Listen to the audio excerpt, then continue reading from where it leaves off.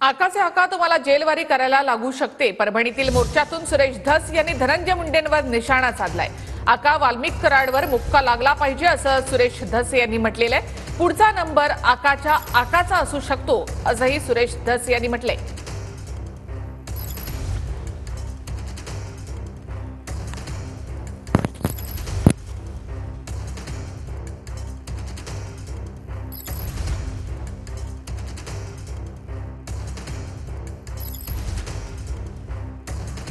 अरे इथं दहावीला लेकरू आहे, एवढे लेकर आहे त्याचे। तुमचं काय बिघडवलं होतं? फक्त एका दलित समाजाच्या पोराची बाजू घ्यायला गेला होता, बाजू घ्यायला गेला म्हणून मारता। आणि जर तो व्हिडिओ आकाला तर 100% दाखवलाच असेल संतोषच्या मारहाणीचा, पण आकाच्या आकाला दाखवला असेल आणि त्यांनी जर पाहिला असेल तर आकाच्या आका कर लो जल्दी तैयारी, हम निकले हैं जेलवारी, असं सुद्धा तुम्हाला करावं लागल। यांना मौका लागला पाहिजे। मौका म्हणजे माहिती आहे ना, म को लागला पाहिजे।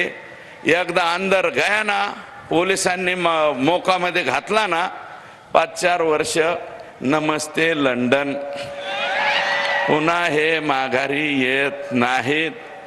आणि हा जो आका आहे ना, आका तर गेलाच पाहिजे, पण जर का आकाच्या आकाने काही यंटोबंडो केला असेल तर आकाचा आका सुद्धा नंबर लागू शकतो। मी म्हणतो धनु भाऊ, हे दीपक मुंडे, अजय मुंडे, हा तर तुमचा चुलत भाऊ आहे सख्खा, सायन्स मुंडे, समाधान बिडगर, मंगेश बिडगर, मुन्ना जयस्वाल, दत्ता कराड हे आकाचा नातेवाईक आहे। गणेश सप्लायर्स, पप्पू फड, बाळू बिडगर, महेश शेप, कृष्णा मुंडे, गोविंद मुंडे, चंद्रकांत फड, सचिन जाधव आघाव, हे लोक कोण आहेत?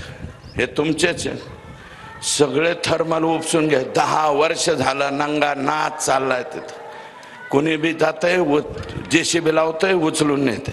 ज्यांनी आमच्या वाडवडिलांच्या आजोबा पंजोबांच्या जमिनीवर विमा भरला, यांच्यावर मौका लावा। मौकाच पाहिजे, दुसरं काय नाही। हे सगळ्यावर मौका, सीएससी सेंटरवर मौका, ज्यांनी त्यांना आधार कार्ड दिलं त्यांच्यावर मौका, ज्यांचं पॅन कार्ड दिलं त्यांच्यावर मौका। सबके सब अंदर कैसे चल रहा है असं नाही, लांबून म्हणले पाहिजेत। यांना हे करा। अजित दादा, क्या हुआ तेरा वादा, अजित दादा तेरा वादा क्या हुआ रे? काय को इसको अंदर लिया? ये अंदर लेने का जैसा नहीं है। संगीत दिघोळे पासून त्यांचा संतोष देशमुखापर्यंत हत्याचे बेरेज केले तर अजय दादा जरा हिशोब करा। आणि या हत्या कोणी घडवून आल्या, त्याच्या मागचा मास्टर माइंड कोण, कोणी हे उद्योग केलेत, हे जर तुम्हाला माहित नसलं तर परभणीला माणसं पाठवा, बारामतीचे माणसं पाठवा।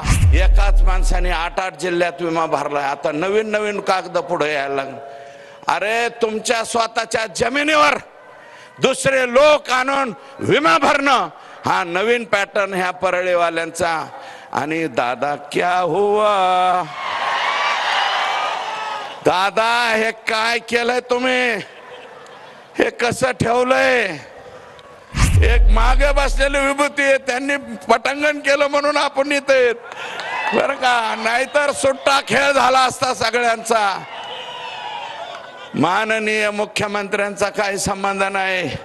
माझं म्हणणं, राजेश विटेकर तुम्ही सगळेजण जा, बिन मंत्र्याचा राहू द्या आमचा जिल्हा बरं का, तुमच्या पक्षाचा, तरी बी लोक खुश होते। नाही तर लोक क्या हुआ तेरा वादावर येणार आहे, आणि तो वादा अजित दादालाच मागणार।